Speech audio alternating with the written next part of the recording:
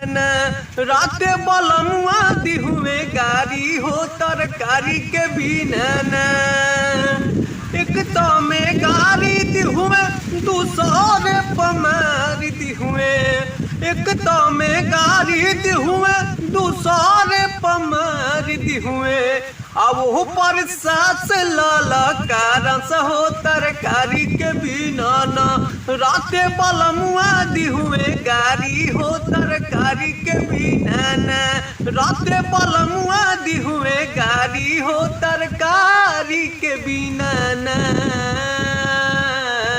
भैया हो नमस्ते प्रणाम, का हाल चाल बा? रउआ लोग ठीक बानी जा ना? देखी जा आनंद ह, आनंद लेवे के चाही। जिंदगी में डिप्रेशन से कुछ मिले वाला नहीं बा। आनंद बा, स्वस्थ बा, मसीह सब स्वस्थ रही, देश स्वस्थ रही, सब मस्त रही, स्वस्थ मतलब खुश रह बा तो खुश रहे के सीखी। आ सबसे बड़ी बात बा तनी हमार सब्सक्राइबर बढ़ी जा। आ हमके स्टार नहीं बने बा, मनोरंजन करे बा। ओ महाराज छोड़ा स्टार के चक्कर देंगे। इतना मजा खेत खरियानी में आता हूँ, कहीं मजा नहीं बा। हो तरीके